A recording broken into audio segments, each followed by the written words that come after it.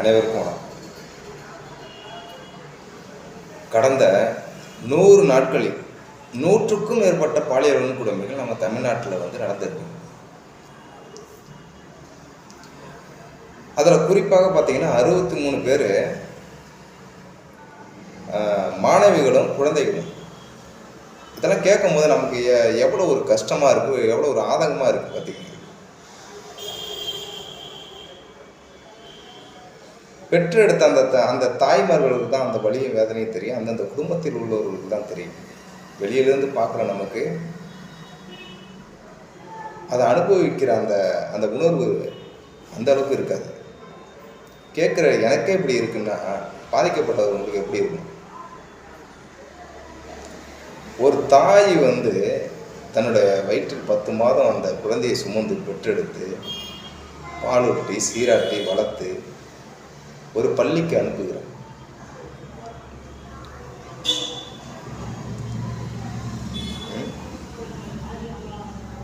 அந்த குழந்தையை பார்த்துக்கிட்டிங்கன்னா ஒரு டாக்டராகவோ ஒரு இன்ஜினியராகவோ ஒரு வக்கீலாகவோ ஆக்க வேண்டும் என்று ஒரு கனவோடு அந்த பள்ளிக்கு கல்லூரிக்கு அனுப்புகிறார்.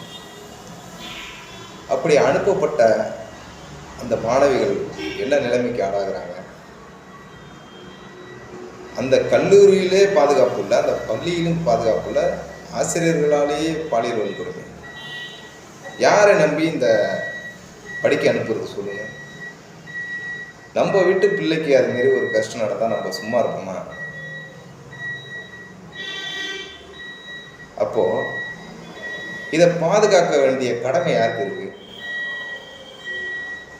ஆட்சியிலும் அதிகாரத்திலும் இருக்கக்கூடிய திமுக அரசுக்கு இருக்கா இல்லையா? நாட்டு கட்சியில் உள்ளவங்க தவறாக நினைக்கக்கூடாது. இதெல்லாம் அந்த கடமை யாருக்கு இருக்கு?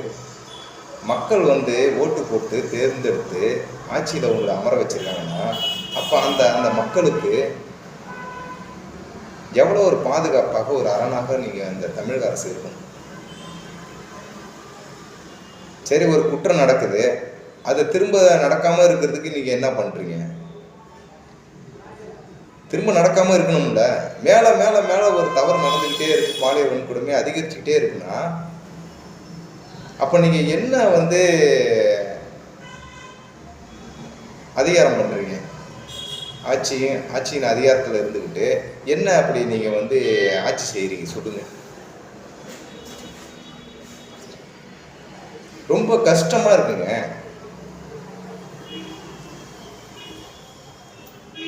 அடிக்கடி சொல்லிக்கிறீங்க தமிழக மக்கள் ஒரு பெண் பிள்ளைகள் மாணவிகள் என்னை அப்பான்னு சொல்லும் போது எனக்கு அவ்வளோ ஒரு ஆனந்தமாக இருக்குது அப்படின்னு சொல்கிறீங்க. சொன்னால் மட்டும் போதுமா? அப்பாவாக நடந்து கொள்ள வேண்டும் இல்லையா? அப்பாவாக நடந்து கொள்ள வேண்டும்னா நீங்கள் என்ன பண்ணணும்? இப்படி பாதிக்கப்படுற ஒரு மாணவிகளுக்கும் இந்த தமிழ்நாட்டு மக்களுக்கும் இந்த பெண் பிள்ளைகளுக்கும் நீங்கள் எவ்வளோ ஒரு அரணாக இருக்கணும். ஆட்சியில் அதிகாரமும் உங்ககிட்ட இருக்கு.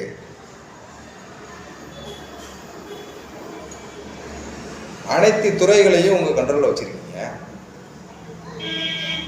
அமைச்சர்களுக்கு அந்த துறைகளை பிரித்து கொடுத்துருக்கீங்க. குறிப்பாக காவல்துறையே உங்கள் கட்டுப்பாட்டில் வச்சுருக்கீங்க. இப்போ இது போன்ற தவறுகள் நடந்துக்கிட்டே இருக்குன்னா நீங்கள் மேலே மேலே நடக்காமல் இருக்கிறதுக்கு நீங்கள் தானே நடவடிக்கை எடுக்கணும். அது அதிகாரத்தில் நீங்கள் தானே இருக்கீங்க. இதெல்லாம் மக்கள் தயவுசெய்து புரிஞ்சுக்கிங்க, சரிங்களா? அப்போ நடவடிக்கை எடுக்கல, மேலே மேலே இந்த குற்றங்கள் நடந்துக்கிட்டு இருக்குன்னா சரியான ஆட்சி இல்லைன்னு அர்த்தம். அதை மக்கள் புரிஞ்சுக்கணும், சரிங்களா? நான் தவறாக சொல்லவில்லை. யார் இந்த இடத்துல ஆட்சியில் இருந்து இது போன்ற தவறுகள் நடந்தாலும் இதே தான் பேச போகிறேன், இதே தான் சொல்லியிருப்பேன். ஒரு எடுத்துக்காட்டுக்கு சொல்கிறேன். ஒரு குடும்பத்தில் உள்ள ஒரு குடும்ப தலைவன் சரியில்லை என்றால், அவன் போக்கு சரியில்லை என்றால், அந்த குடும்பத்தில் உள்ள பிள்ளைகளையும் மனைவிகளையும் சரியாக கொண்டு செல்லவில்லை என்றால், சரியான பாதையில் கொண்டு செல்லவில்லை என்றால் அந்த குடும்பம் எப்படி இருக்கும் சொல்லுங்க? அதே போல தான் இந்த தமிழக தமிழக தலைவர் இருக்காரு, திமுக தலைவர், முதலமைச்சர். நீங்கள் வந்து தமிழ்நாட்டில் நடக்கிற இந்த குற்றங்களை கண்டு கொள்ளாமல் போகிற போக்கிலே வந்து நீங்கள் அப்படியே விட்டுட்டு போறீங்கன்னா, குற்றம் செய்கிறவங்க அதிகரிச்சுக்கிட்டு தானே இருக்காங்க, மேலே மேலே குற்றம் நடந்துக்கிட்டு தானே இருக்குது. இன்றைக்கு பார்த்துக்கிட்டிங்கன்னா, ஒரு பெண் பிள்ளையை வந்து காலையில் வந்து ஸ்கூலுக்கோ இல்லை கல்லூரிக்கோ அனுப்பி விட்டுட்டு எப்போடா வீட்டுக்கு வருவாங்கன்னு தாய்மார்கள் வந்து பயந்துக்கிட்டே வந்து எதிர்பார்த்துட்டு இருக்காங்க. அப்படி போயிட்டு இருக்கு காலம். இன்றைய நிலைமைக்கு வந்து இப்படி தள்ளப்பட்டிருக்கிறது காரணம் யாரு? ஆட்சி சரியா இல்லைன்னு தான் நம்ம சொல்லணும்.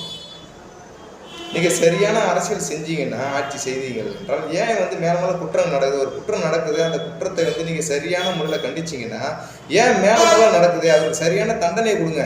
ஒரு ஆசிரியர் வந்து கல்லூரியில் ஒரு ஒரு பள்ளியில் வந்து ஒரு மாணவிகளுக்கு ஒரு பாலியல் வன்கொடுமை செய்கிறாரு அப்படின்னா, அவருக்கு என்ன தண்டனை?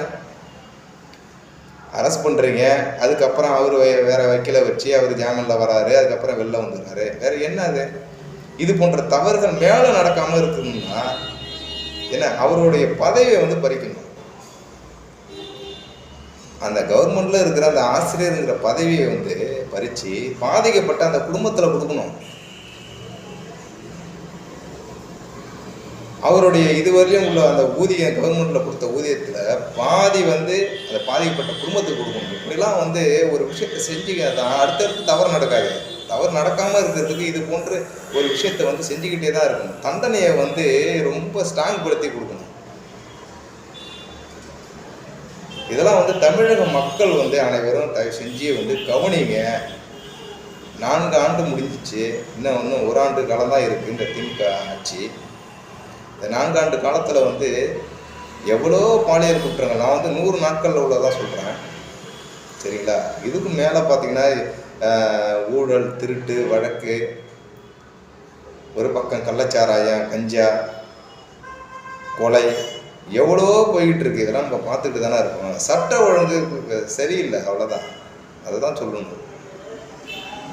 இதையெல்லாம் மாற்றி அமைக்கணும் என்றால் இந்த மண்ணின் மைந்தன் தமிழக வெற்றி கழகத்தின் தலைவர் தளபதியார் வந்து ஆட்சி அமைக்கணும். மக்கள் தயவுசெய்து புரிஞ்சுக்கிங்க. 2026 சரியான ஒரு முடிவை தேர்ந்தெடுத்து உங்கள் வாக்கை செலுத்துங்க. மேலே மேலே இதுமாரி குற்றங்கள் வராமல் இருக்கிறதுக்கு ஒரே தீர்வு தமிழக வெற்றி கழகத்தின் தலைவர் தளபதியார் என்று சொல்லி விடைபெறுகிறேன். நன்றி, வணக்கம்.